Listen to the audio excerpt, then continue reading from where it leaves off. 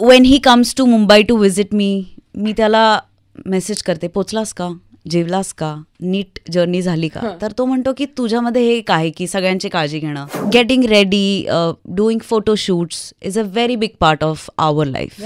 तर मला आधी त्याचा स्ट्रेस यायचा. पण आता सई, तू अपार्ट फ्रॉम बाकी सगळ्या गोष्टी ज्या इतक्या तू करतेस, you have also become a YouTuber. म्हणजे मला एकतर when you put the teaser 11th प्लेसचा मला फार एक्साइटमेंट झाली की okay, something new is coming up which is not film किंवा सिरियल किंवा नाटक किंवा अजून काही, not even a web series. आणि 3 एपिसोड्स आहेत, खूप सुंदर आहेत. You left us wanting for more, to be very honest. असं वाटलं की यार 3च आहेत का, जाऊ दे आता.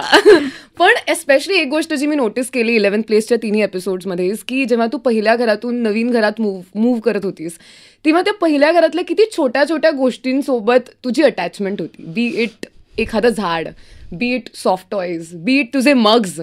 आय मीन मला विचारायचंय, कोणत्या त्या छोट्या छोट्या गोष्टी आहेत सई विच डिफाईन यू? मला ना माझा एक बेस्टेस्ट फ्रेंड आहे सांगलीचा, त्याचं नाव निखिल बिरनाळे आहे. तो मला मदर इंडिया म्हणतो. म्हणजे तो when he comes to Mumbai to visit me त्याला मेसेज करते, पोचलास का, जेवलास का, नीट जर्नी झाली का. तर तो म्हणतो की तुझ्यामध्ये हे एक आहे की सगळ्यांची काळजी घेणं.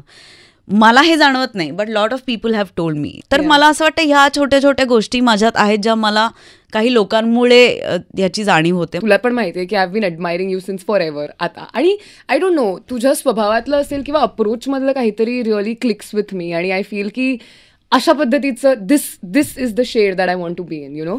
मला तुला विचारायचं आहे की when it comes to passion, तू म्हणालीस की यू आर अ वर्कोहॉलिक. मला असं खूप वेळा वाटतं की आय एम ऑब्सेस्ड बऱ्याच वेळेला. आणि जेव्हा काम नसतं तेव्हा कधी कधी I go crazy because I don't know what to do in life. Right, feel you. Yes. I want to know about passion from you, की तुला कधी, when did you start taking तुझं passion seriously? Being an actor ह्यातले layers तुम्हाला जेव्हा कळायला लागतात तेव्हा तुम्हाला खूप मजा यायला लागते. For example, getting ready, doing photoshoots is a very big part of our life. तर मला आधी त्याचा स्ट्रेस यायचा, पण आता ते इतकं माझ्या सिस्टीममध्ये गेलं की it's on auto pilot because I started enjoying it. Right. तर तुम्ही जोपर्यंत त्याच्यातली मजा तुम्हाला कळत नाही तोपर्यंत तुम्हाला त्याचा स्ट्रेस येऊ शकतो. तसंच कामाच्या बाबतीत जेव्हा जेव्हा मला कळायला लागलं की एक कॅरेक्टर एम्बाईब करणं म्हणजे काय, मग ह्या कॅरेक्टरची जर्नी काय असू शकते, आपण जितक्या खोलात जाऊ तितकं कमी आहे, कारण वास्ट असतं ना. म्हणजे एका कॅरेक्टरची दुनिया कितीही मोठी असू शकते.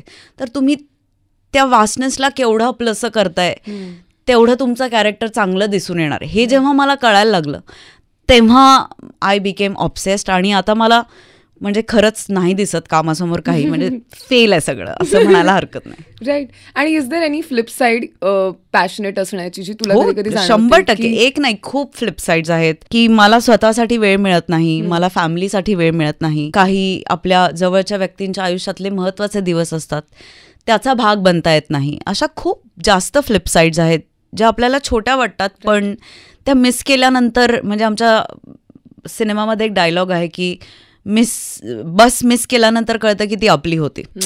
तसं मग नंतर असं होतं की लोक म्हणतात अरे तू आली नाहीस पण माझ्या लग्नाला.